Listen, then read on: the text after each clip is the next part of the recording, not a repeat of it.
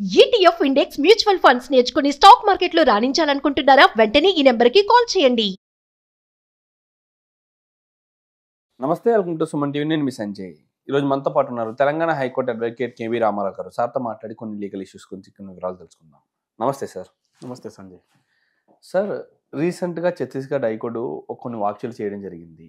భర్తకి ఉద్యోగం లేదని ఎగతాళి చేయడం కూడా ఒక మానసిక క్రూరత్వం అని చెప్పేసి కొన్ని సంచలన వ్యాఖ్యలన్నీ చేయడం జరిగింది. అసలు ఈ వ్యాఖ్యలు వెనుకున్న ఆంతర్యం ఏమిటి? అసలు ఏ కేసుని గ్రౌండ్ చేసుకుని ఇలాంటి వ్యాఖ్యలు చేయడం జరిగింది అంటారు?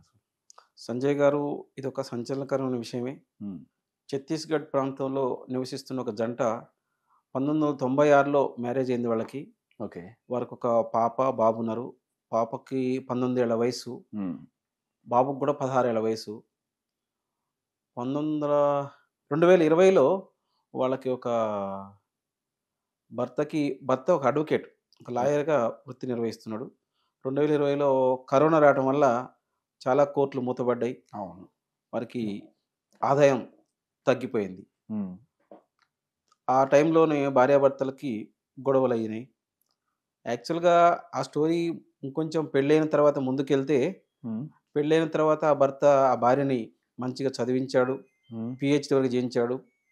ఒక ప్రైవేట్ స్కూల్లో ప్రిన్సిపాల్ కూడా ఆమె పనిచేస్తుంది. ఆమె సెటిల్ కావడానికి పూర్తి స్థాయిలో భర్తే సహకరించాడు. అయినప్పటికీ అవన్నీ విషయాలు మర్చిపోయి భర్తకి ఎప్పుడైతే ఆదాయం తగ్గిందో ఇంట్లో గొడవలు స్టార్ట్ అయినాయి. నువ్వు ఏమి ఉద్యోగం లేదు, ఏం లేదు, నీకు ఆదాయం లేదు అని అతన్ని మానసికంగా బాగా హింసిస్తుంది.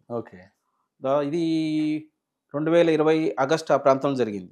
ఆ గొడవలు అవుతూనే ఉన్నాయి, కంటిన్యూ అయినాయి. 2020 సెప్టెంబర్లో ఆమె ఏం చేసిందంటే, ఆమె కూతురుని తీసుకొని ఆమె వెళ్ళిపోయింది. ఇతను వదిలేసి వెళ్ళిపోయింది. ఆ కొడుకుని భర్త దగ్గర వదిలింది, వెళ్ళిపోయింది. పాపం అతను చాలా కాలం ప్రయత్నించారు కాపురానికి రమ్మని. అన్నప్పటికీ ఆమె తిరస్కరించింది. ఏదైతే కాపురానికి రావాలో కాంజుగల్ రైట్స్ ఏవైతే ఉంటాయో అవన్నీ కూడా ఫైల్ చేశాడు. మధ్యవర్తి ద్వారా పిలిపించాడు. అయినప్పటికీ ఆమె స్పందించలేదు. అతన్ని క్రూరంగా మానసికంగా డబ్బుల విషయంలో హింసించింది కాబట్టి అతను కోర్టుకు వెళ్ళాడు డైవర్స్ కోసం. అది 2023లో అక్కడ ఫ్యామిలీ కోర్టు ఉంటుంది కదా, డిస్ట్రిక్ట్ ఫ్యామిలీ కోర్టులో ఇతని యొక్క డైవర్స్ని తిరస్కరించింది. తిరస్కరిస్తే మరలా ఇదే కేసు విషయంలో హైకోర్టుకి వెళ్ళాడు. హైకోర్టు ఈ కేసుని పూర్తి స్థాయిలో సమీక్షించింది. అసలు ఈ కేసు పూర్వపరాలు ఏంది, ఏం జరిగింది, ఎందుకు ఈమె భర్తను వదిలి వెళ్ళిపోయింది పరిశీలిస్తే తేలింది ఏంటంటే, ఆమె ఆర్థికంగా ఆమెకేమి ఇబ్బంది లేదు. ఆమె ప్లాన్ ఏంటంటే, భర్తకు ఆదాయం లేదు కాబట్టి మానసికంగా హింసించాలనే ఆలోచన తప్ప ఆమెకు వేరే ఉద్దేశం లేదని వివరాలు తెలుసుకున్నారు. ఇంకోటి 2020 సెప్టెంబర్లో వెళ్ళిపోయిన ఆమె ఇతను ఎంత ప్రయత్నించి రాలేదు. ఇలాంటి గ్రౌండ్స్ కూడా చూసింది. ఇది మన యొక్క ఛత్తీస్గఢ్ యొక్క హైకోర్టులో జస్టిస్ రజనీ దుబే, జస్టిస్ అమరేంద్ర కిషోర్ ఈ బెంచ్ ఈ విషయాన్ని పూర్తి స్థాయిలో ఈ కేసు పూర్వపరాలన్నీ అసలు లోయర్ కోర్టులో, డిస్ట్రిక్ట్ ఫ్యామిలీ కోర్టులో ఎందుకు తిరస్కరించి అన్ని విషయాలు తెలుసుకుంది. మానసికంగా ఆదాయం లేనంత మాత్రాన భర్తను వదిలి వెళ్ళడం కూడా ఒక క్రూరత్వమే. ఆ గ్రౌండ్ 1955 మ్యారేజ్ యాక్ట్ ప్రకారం ఈ విడాకులకు ఇది ఒక గ్రౌండ్గా తీసుకొని విడాకులు మంజూరు చేయడం జరిగింది. వాస్తవానికి భార్యాభర్తలు అనేవారు ఆర్థికంగా ఉన్నప్పుడు లేనప్పుడు సర్దుకొని వెళ్ళాలి తప్ప భర్తకు ఆదాయం లేదనే గ్రౌండ్ ద్వారా మానసికంగా హింసించడం అనేది ఇది డైవర్స్కి కారణమైందని ఆ బెంచ్ వివరంగా చెప్పడం. Absolutely sir, thank you sir. And అంతేకాకుండా సార్, ఇక్కడ చూసుకుంటే ఇది క్రూరత్వం అని చెప్పారు కదా సార్, ఇది ఏ విధంగా తీసుకోవచ్చు అంటారు? దానిపై ఆమెకి ఏమైనా శిక్షలు విధిస్తారంటారా, లేకపోతే డివోర్స్ తోటి సరిపెడుతుంది అంటారా కోర్టు? శిక్షలు ఏమీ ఉండవు. మన ఇండియన్ కల్చర్ ప్రకారం భార్య భర్త ఒకసారి పెళ్ళైతే జీవితకాలం జీవించాలి, వారి పిల్లల్ని పోషించాలి, వాళ్ళ పిల్లల్ని వృద్ధిలో తీసుకురావాలా. ఇది మన ట్రెండ్, మన కల్చర్, మనం అనుసరిస్తున్న విధానం, మన సాంప్రదాయం కూడా. ఏదే చిన్న చిన్న ఆర్థిక పరమైన విషయాల కోసం భార్యాభర్తలు గొడవపడి కాపురాల దూరం చేసుకోవడం చాలా తప్పు. కావాలంటే వారికి పెళ్లి చేసిన పెద్దలతోనో, మీడియేటర్స్తోనో, లేదా కలిసి కూర్చొని డిస్కస్ చేసుకొని, ఒకవేళ ఇప్పుడు కరోనా పీరియడ్ దేశమంతా కూడా, ప్రపంచం అంతా కూడా ఇబ్బంది పడుతున్న టైం, ఆ టైంలో భార్య భర్తను అర్థం చేసుకోకపోవడం ఆమెది చాలా మిస్టేక్. అది అలాంటి తప్పు చేసిందామా?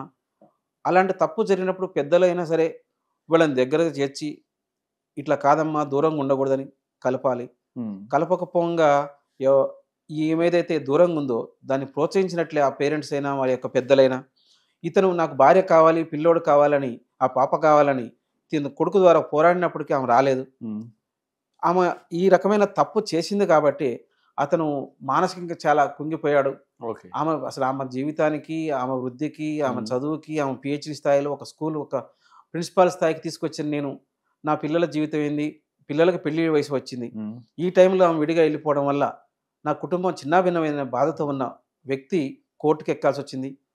కోర్టు కూడా డిస్ట్రిక్ట్ ఫ్యామిలీ కోర్టు డైవర్స్ ఇతనికి ఫస్ట్ ఇవ్వలేదు.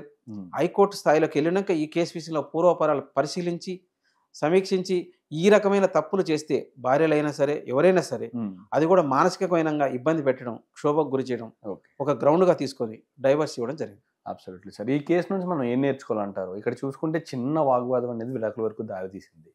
మీరు అన్నట్టుగానే ఆమె అభివృద్ధికి, ఆమె సంపాదనకి, ఇప్పుడున్న స్థాయికి తోడ్పడిన వ్యక్తి ఆమె భర్తే. అవన్నీ మర్చిపోయి భర్తకి కేవలం 2 సంవత్సరాలు ఇన్కమ్ లేదని చెప్పేసి ఆయన్ని హేళన చేయడం, ఆయన హింసించడం జరిగి కాపురానికి కూడా రాకుండా వాళ్ళ ఇంటికి వెళ్ళిపోవడం జరిగింది. అసలు ఈ కేసు నుంచి ఏం నేర్చుకోవాలంటారు ప్రజలు? వాస్తవానికి మన పిల్లలకి మనం పెళ్లిళ్ళు చేస్తున్నాం కానీ పిల్లలు కుటుంబాన్ని ఎట్లా నడిపించాలి, వాళ్ళు ఈ సమాజంలో వాళ్ళ కుటుంబం ఆదర్శంగా ఎలా ఉండాలి, ఇలాంటివి తల్లిదండ్రులు నేర్పకపోవడమే. పిల్లల చదువు విషయం నుంచి కూడా, సంస్కారాల విషయం నుంచి కూడా, సమాజంలో ఎట్లా బతకాలి, సమాజంలో ఎన్ని కష్టాలు వచ్చినా ఆటుపోట్లు వచ్చినా ఎట్లా నిలబడాలి, అవి ఫస్ట్ మనం మన పిల్లలకు నేర్పాలి.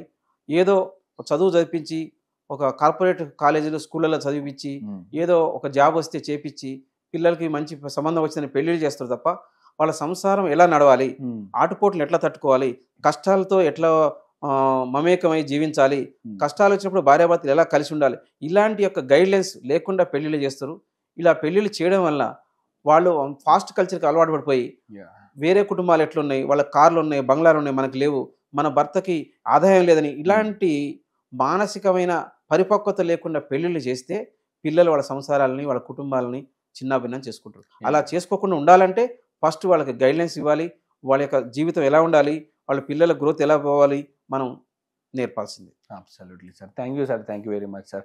ఇప్పుడున్నట్టు చూసుకుంటూ ఇప్పుడున్న ప్రజల్లో అందరికీ కూడా ఎకనామిక్గా కానీ, అంటే ఎకనామిక్స్ని గుర్తుపెట్టుకుంటున్నారు కానీ విలువలను మర్చిపోతున్నారు. మానవ విలువలని సంపాదించాలి, డబ్బుగా ఉండాలి, రిచ్గా జీవించాలి అని చెప్పేసి ఆలోచిస్తున్నారు తప్పితే ఉన్న దాంట్లో సంతోషంగా ఉండాలి, మన వ్యక్తుల్ని, మన బంధువుల్ని కాపాడుకోవాలి, వాళ్ళకి విలువలను ఇవ్వాలి, ఇలాంటి విలువలన్నీ మర్చిపోతున్నారు. అలాంటి సందర్భంలోనే ఇలాంటి సంఘటనలు ఏర్పడుతున్నాయి. విడాకులకి, అలాంటి కొన్ని హత్యలకు కూడా పాల్పడుతున్నాయి. Absolutely thank you sir. Thank you very much. Right Sanjay గారు.